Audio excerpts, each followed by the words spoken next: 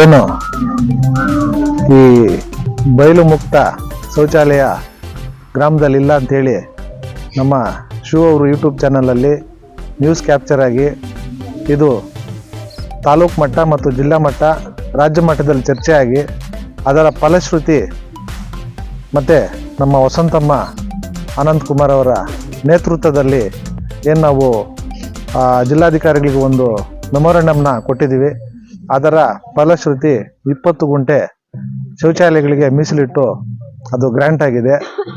ಅದರ ಪ್ರಯುಕ್ತ ಇವತ್ತಿನ ದಿವಸ ಶೌಚಾಲಯ ನಿರ್ಮಾಣ ಮಾಡೋದಕ್ಕೆ ಗುದ್ಲಿ ಪೂಜೆ ಇವತ್ತನ್ನ ನಮ್ಮ ಪಂಚಾಯತಿ ಅಭಿವೃದ್ಧಿ ಅಧಿಕಾರಿಗಳು ಮತ್ತು ಅಧ್ಯಕ್ಷರಾದ ವಸಂತಮ್ಮ ಅನಂತ್ ಕುಮಾರ್ ಅವರ ನೇತೃತ್ವದಲ್ಲಿ ಇವತ್ತು ಗುದ್ಲಿ ಪೂಜೆ ನೆರವೇರಿಸ್ತಾ ಇದ್ದೀವಿ. ಇದು ನಿಮ್ಮ ನ್ಯೂಸ್ನ ಇಂಪ್ಯಾಕ್ಟ್ ಅಂತ ಹೇಳಿ ನಿಮಗೆ ಧನ್ಯವಾದಗಳನ್ನು ಸಲ್ಲಿಸಲಿಕ್ಕೆ ಇಷ್ಟಪಡ್ತಾ ಇದ್ದೀವಿ.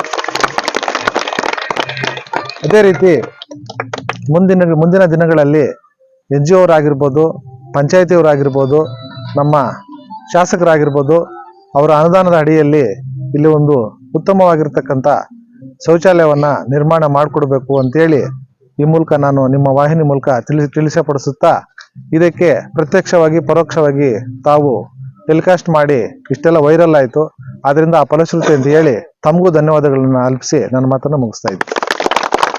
ನಮಸ್ಕಾರ.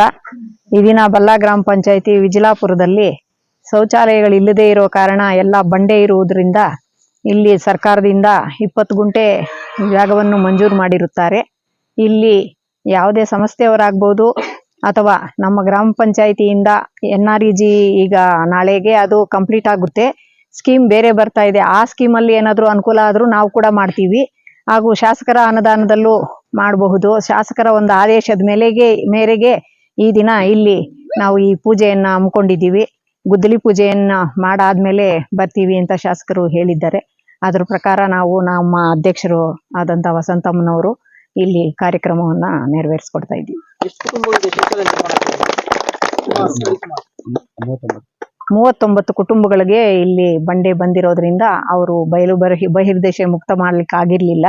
2017ರಲ್ಲಿ ಅಕ್ಟೋಬರ್ 2ಕ್ಕೆ ಬಯಲು ಬಹಿರ್ದೆಸೆ ಮುಕ್ತ ಮಾಡೋದಕ್ಕೋಸ್ಕರ ಪಂಚಾಯಿತಿಯಿಂದ ಎಲ್ಲಾ ಕಡೆ ಇದನ್ನ ಬಂಡೆ ಇದೆ ಅಂತ ತಿಳಿಸಿದ್ದು, ಆದ್ರಿಂದ ಇದನ್ನ ಜಾಗ ಮಂಜೂರು ಮಾಡಿಕೊಟ್ಟಿದ್ದಾರೆ. ಈಗ ಈ ಕೆಲಸನ ನೆರವೇರಿಸ್ಕೊಡಲು ಎಲ್ಲ ಒಂದು ಸಂಸ್ಥೆಗಳಿಂದ ನಮ್ಮ ಸಂಸ್ಥೆಯಿಂದ ಸಹ ಇದನ್ನ ಹಮ್ಮಿಕೊಂಡಿರುತ್ತೇವೆ. ಎಲ್ರಿಗೂ ನಮಸ್ಕಾರ. ಇವತ್ತು ನಮ್ಮ ವಿಜಲಾಪುರ ಗ್ರಾಮದಲ್ಲಿ 39 ಕುಟುಂಬಗಳಿದೆ. ಆದರೆ ಶೌಚಾಲಯಗಳೆಲ್ಲ ಸರಿ ಇಲ್ಲ. ನಮ್ಮ ಹೆಣ್ಮಕ್ಳು ಕೂಡ ಸ್ವಲ್ಪ ಪ್ರಾಬ್ಲಮ್ ಆಗ್ತಾ ಇತ್ತು. ಆದ್ರೆ ಇವತ್ತು ನಮ್ಮ ಅಧ್ಯಕ್ಷರು ಮತ್ತೆ ನಮ್ಮ ಮೆಂಬರ್ ಅವರು, PDO ಅವರು ಮತ್ತೆ ಬಲ್ಲ ಪಂಚಾಯತಿಯವರು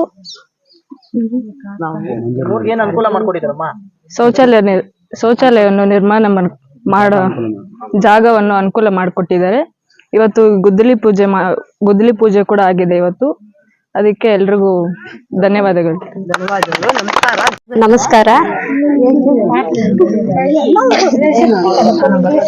ನಾನು ಬಲ್ಲ ಗ್ರಾಮ ಪಂಚಾಯತಿ ಅಧ್ಯಕ್ಷರು.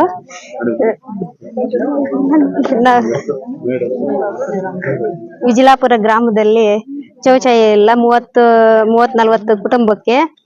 ಅದಕ್ಕೆ ಇವತ್ತು ಗುದ್ದಲಿ ಪೂಜೆ ಮಾಡ್ತಾ ಇದ್ದೀವಿ. ಇವತ್ತು ನಮ್ಮ ವಿಜಲಾಪುರ ಗ್ರಾಮದಲ್ಲಿ ಹಬ್ಬದ ವಾತಾವರಣ. ಏನಪ್ಪಾ ಅಂದ್ರೆ 39 ಮನೆಗಳಿಗೆ ಬಂಡೆ ಇರೋ ಕಾರಣದಿಂದ ಶೌಚಾಲಯಕ್ಕೆ ಪಿಟ್ ಅನ್ನೋ ಇಳಿಯಲು ಆಗುತ್ತಿಲ್ಲ. ಬಯಲು ಪ್ರದೇಶಕ್ಕೆ ಹೋಗ್ತಾ ಇದ್ರು. ಇವ ಮತ್ತೆ ಎಲ್ಲಾ ಬ್ರಾಹ್ಮಣರದ್ದು ಸುತ್ತಮುತ್ತ ಜಮೀನೆಲ್ಲ ಬ್ರಾಹ್ಮಣರದ್ದಿತ್ತು. ಅವಾಗ ಎಲ್ರಿಗೂ ಬೇರೆಯವ್ರಿಗೆಲ್ಲ ರಿಯಲ್ ಎಸ್ಟೇಟ್ ಅವ್ರು ಮಾರ್ಕೊಂಡ್ಬಿಟ್ರೆ ಬೇರೆ ಕಡೆ ಎಲ್ಲ ಕಾಂಪೌಂಡ್ ಆಗಿ ಮತ್ತೆ ಒಂದು ಕಿಲೋಮೀಟರ್ ದೂರ ಹೋಗ್ತಾ ಇದ್ರು ಮಕ್ಕಳು. ಆದ್ರೆ ಶಾಲೆಗೆ ಮತ್ತೆ ಕಾಲೇಜ್ಗೆ ಹೋಗೋ ಮಕ್ಕಳು ದೂರ ಹೋಗಕ್ಕೆ ಆಗಲ್ಲ ಅಂತ ಬೆಳಗ್ಗೆನೆ ಹೋಗ್ತಾ ಇದ್ರು, ಕಾಲೇಜ್ಗೆ ಹೋಗ್ತಾ ಇದ್ರು. ಅಲ್ಲಿ ಹೋಗ್ತಾ ಇದ್ರು ವಾಶ್ರೂಮ್ಗೆ. ಈ ವಿಚಾರವನ್ನ ನಮ್ಮ ಶಾಸಕರ ಇದಕ್ಕೆ ಹೋಗಿ ನಾವು ಹೇಳಿದಾಗ ನಾನು ನಮ್ಮ ಇವರು ಹರೀಶಣ್ಣ ಅವ್ರು ಇಬ್ರು ಹೋದ್ವಿ. ಸರ್ ನಮ್ಮೂರ ಪರಿಸ್ಥಿತಿನಲ್ಲಿ ಇರ್ತಾರೆ ಎಲ್ಲ ಅವರೇ ಆಶ್ಚರ್ಯಪಟ್ರು.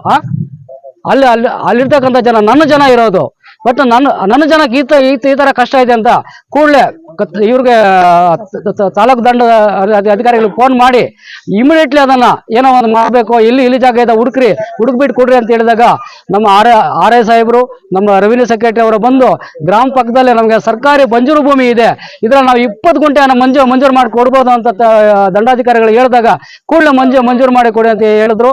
ಏನೋ ಅದನ್ನ ಪ್ರೋಸೆಸ್ ಮಾಡಿ ಆದಷ್ಟು ನಮ್ಮ ಶಾಸಕರ ಒಂದು ಇದರಿಂದ ಮಂಜೂರಾಯಿತು.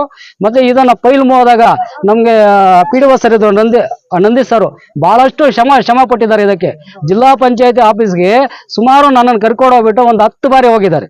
10 ಬಾರಿ ಹೋಗಿ ಅವರೆಲ್ಲ ಕಷ್ಟಪಟ್ಟು ಮಾಡಿ ಒಳ್ಳೇದಾಗ್ಲಿ ಅನುಕೂಲ ಆಗ್ಬೇಕಂತ ಅವರು ಬರ್ಬೇಕಾಗಿತ್ತು, ಕರೆದಿದ್ರು. ಬಟ್ ಏನೋ ಕೆಲವೊಂದು ಕಾರಣಾಂತರಗಳಿಂದ ಅವರು ಬರ್ಲಿಲ್ಲ. ಈಗ ನಮ್ಮ ಶಾಸಕರು ಬರ್ತಾ ಇದ್ದಾರೆ. ಕೆಲವೇ ಕ್ಷಣದಲ್ಲಿ ಏನೋ ರಾಹುಕಾಲ ಬರುತ್ತೆ ಅಂದ್ಬಿಟ್ಟು ನೀವು ಒಂದ್ಸಲ ಪೂಜೆ ಮಾಡಿ ಅಂತ ಅವ್ರ ಅನುಮತಿ ಕೊಟ್ಟಿದ ಮೇರೆಗೆ ನಮ್ಮ PDO ಮೇಡಮ್ ನಾವೆಲ್ಲರೂ ಸೇರಿ ಗ್ರಾಮಸ್ಥರೆಲ್ಲ ಸೇರಿ ಇಲ್ಲಿ ಪೂಜೆ ಮಾಡಿದೀವಿ. ಮತ್ತೆ ಇಲ್ಲಿ ಬಂದು ನಾವು ಮಂಗಳಾರತಿ ತಗೊಂತೀವಿ ಅಂತ ಅವರು ಒಂದು ಮಾತು ಹೇಳಿದ್ದಕ್ಕೆ ಇಲ್ಲಿ ಪೂಜೆ ಮಾಡಿದ್ದೀವಿ. ಎಲ್ರಿಗೂ ಆಗ್ಲಿ.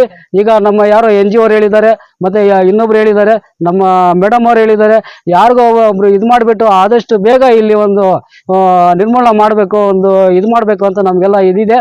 ನಮ್ಮ ಶಾಸಕರಿಗೆ ಒತ್ತಾಯ ಮಾಡ್ತೀವಿ. ಸರ್ ನಿಮ್ಮ ಅನುದಾನದಲ್ಲಿ ಸ್ವಲ್ಪ ಹಾಕ್ಕೊಡಿ ಅಂತ ನಾವು ಅವ್ರಿಗೆ ಕೇಳ್ತೀವಿ.